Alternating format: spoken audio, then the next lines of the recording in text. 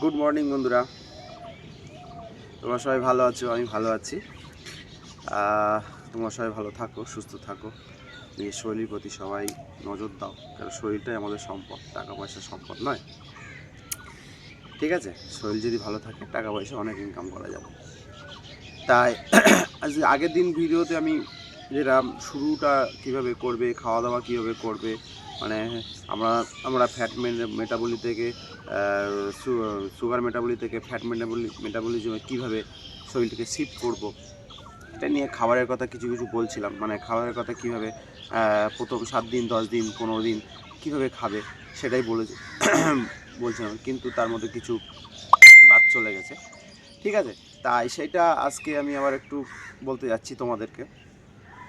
সেরকম আমি সকালে বলেছিলাম যে তোমরা ওই বেকিং সোডা, লেবু, আচ্ছা টারমারিক গ্রিন টি, হ্যাঁ আচ্ছা এইগুলো হচ্ছে ঠিক আছে, এগুলো যেভাবে করবে। কিন্তু এই সময় আমাদের শরীরে যাদের ওজন বেশি, অন্তত ওজন বেশি আছো, বা আমরা যারা এই সময় তো আমরা কার্বোহাইড্রেট খাচ্ছি না, কার্বোহাইড্রেট রেস্ট্রিকশন করছি।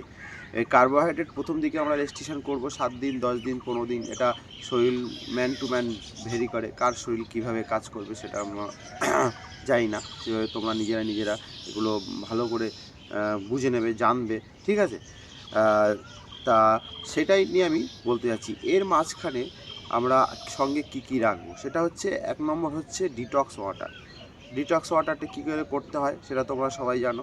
ঠিক আছে, যদি ডিটক্স ওয়াটার নাও করতে পারো, আমাদের যে লবণ পিঙ্ক সল্ট, পিঙ্ক সল্ট দিয়ে তোমরা লবণ জল করে রেখে দেবে। ঠিক আছে, যখনই দেখবে তোমার জল পিপাসা পাচ্ছে তখন ওই লবণ জলটা খাবে। পিঙ্ক সল্ট, ভালো কোম্পানির পিঙ্ক সল্ট কিনবে। ঠিক আছে, হ্যাঁ, সেই ভালো কোম্পানি পিঙ্ক সল্ট কিনবে, লবণ জল খাবে। আর একটা হচ্ছে ডাব। ডাব অবশ্যই কিন্তু প্রথম কিছুদিন তোমাকে খেতেই হবে। ঠিক আছে, ডাব না খেলে কিন্তু তোমার কি হবে, শরীর থেকে তো জল বেরিয়ে যাবে। শরীর থেকে যখন জল বেরিয়ে যাবে তখন তোমার শরীরে সোডিয়াম পটাশিয়াম কিন্তু ঘাটতি হবে, এবং সোডিয়াম পটাশিয়াম ঘাটতি হলে তখন কি হবে, মাথা ঘুরবে, বা শরীরে এনার্জি পাবে না। ঠিক আছে, মাসেল ক্রাম্প হবে। ঠিক আছে, তাই তোমাকে কিন্তু সেই সময় ডাব অবশ্যই খেতে, একটা করে কচি ডাব অন্তত খেতেই হবে। ঠিক আছে, শ্বাস ছাড়া কিন্তু, শ্বাস না থাকে। ঠিক আছে, পরে খেতে পারবে, এখন কিন্তু শ্বাস ছাড়া তোমাকে খেতে হবে। ঠিক আছে, আর অবশ্যই যেন ডিটক্স ওয়াটার করে নেবে। দেখবে তোমার ইউটিউব চ্যানেলে দেখে নেবে ডিটক্স ওয়াটার, বা আমার চ্যানেলেও তুমি, আমার পেজেও আছে ডিটক্স ওয়াটার কীভাবে হয়। ঠিক আছে, সেটা দেখে নিতে পারো। আর হচ্ছে তোমার হচ্ছে লবণ জল অবশ্যই খাবে।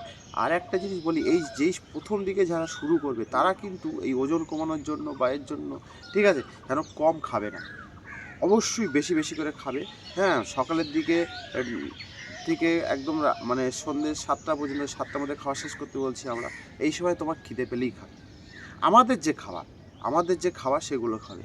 তুমি 4টে থেকে 5টা ডিম খেতে পারো, 6টাও ডিমের কোনো শেষ নেই, যে কটা পাবে খাবে। বাদামের কোনো সমস্যা নেই। ঠিক আছে, সে কাজু বাদাম হলো, আলমন্ড হলো, ঠিক আছে, তোমার ব্রাজিলিয়ান নাটস, ম্যাকাডোমিয়া, যত ধরনের বাদাম আছে মোটামুটি বাদাম তুমি সবই খেতে পারো। ঠিক আছে, বাদামটা রাখবে।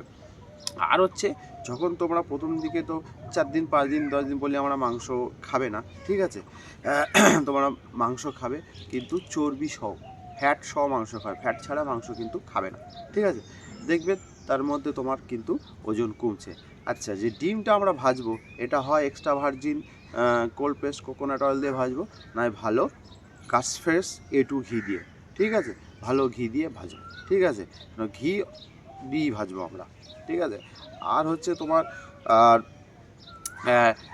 আর আমরা যখন মানে বাইরে থাকবো, বাইরের খাবারগুলো আমরা তো বলেছি যে এইভাবে তোমরা করবে।